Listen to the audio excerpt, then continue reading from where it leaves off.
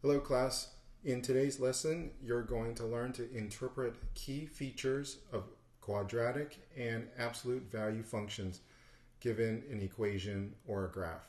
Okay, so let's go ahead and get started. Here we have the following function, f of x is equal to x squared minus 2.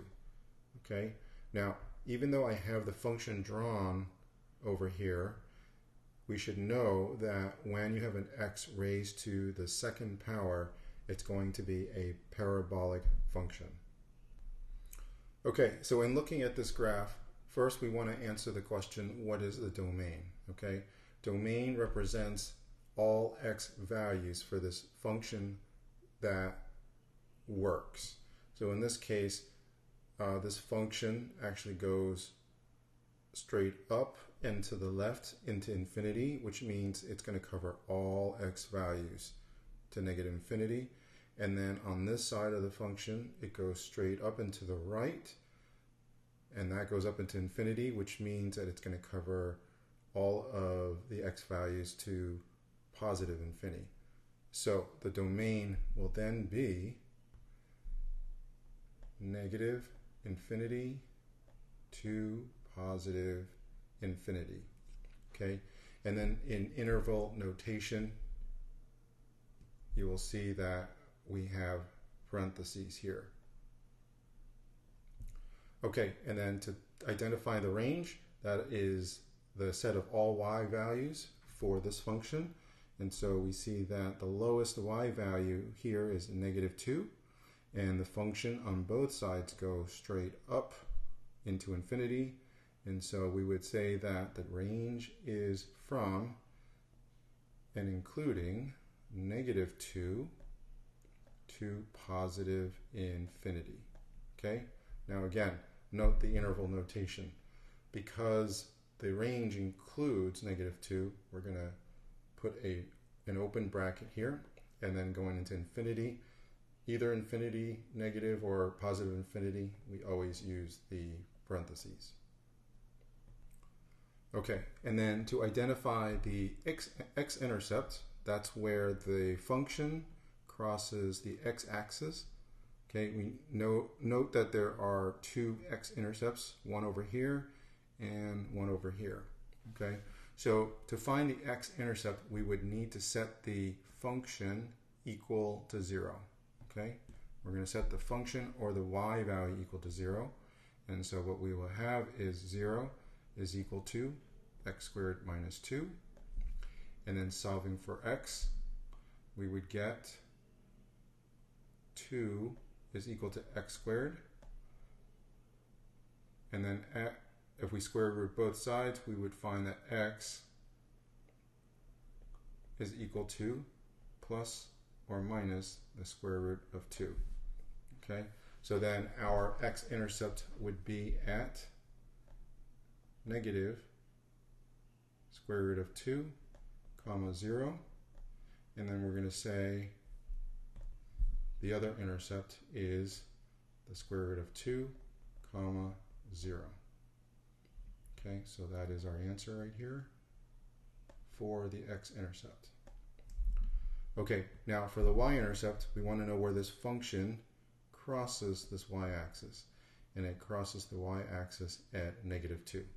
Okay, so my y-intercept here would just be 0, negative 2. Okay, and then to identify the positive interval, that would be identifying the part of the function that is above the x-axis, okay, above the x-axis. So we'd see that the positive interval is from negative infinity all the way to the first x-intercept. And then the other starts at the other x-intercept and it goes into positive infinity. Okay, so then we would write it as follows. We would start with open parentheses, negative infinity, comma, negative square root of 2, and we would close it with a parentheses because it does not include the point. Okay, that point is not positive, it is actually 0. So we would close it with a parentheses. And then because there's another part of this, we would say union, open parentheses, square root of 2. Again, it doesn't include square root of 2, but anything after that, comma, infinity, close parentheses. Okay, so then to identify the negative interval, that's everything below the x-axis. So it would be from here all the way to here. So that my x values would be as follows. Again, open parentheses, negative square root of 2, comma, square root of 2, close parentheses.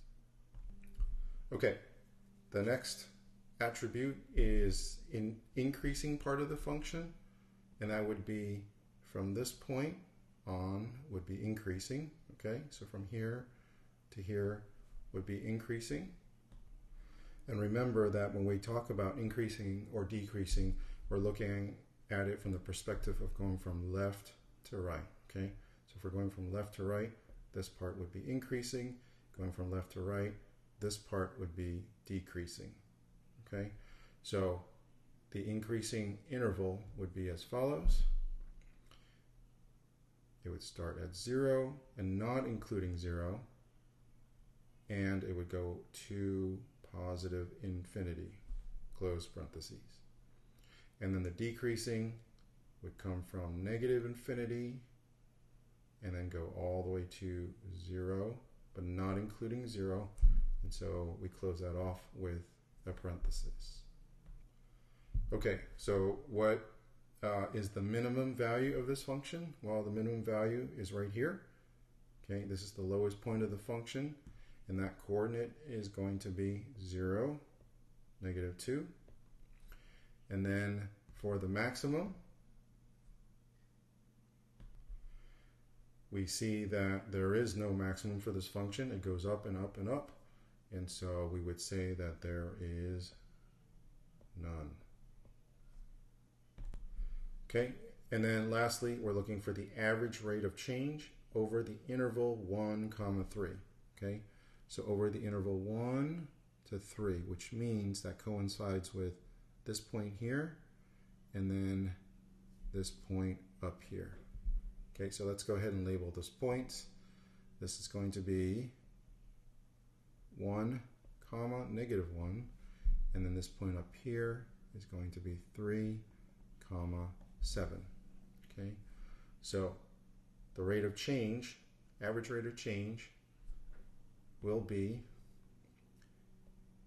m is equal to y2 minus y1 over x2 minus x1. Okay, so it doesn't matter what we designate as y1 or x1 versus x2 and y2. So I'm going to say that this is going to be my x2, y2, and this is my x1, y1. Okay, so let's go ahead and label that. We're going to call this x2, y2, and then this is my x1, y1. And if we plug that in to the equation, we would get 7 minus negative 1 over 3 minus 1.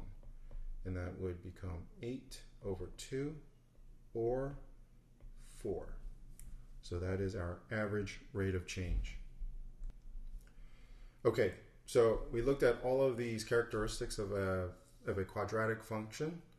Okay, the way you find these characteristics for an absolute value function or even a linear function is exactly the same methodology.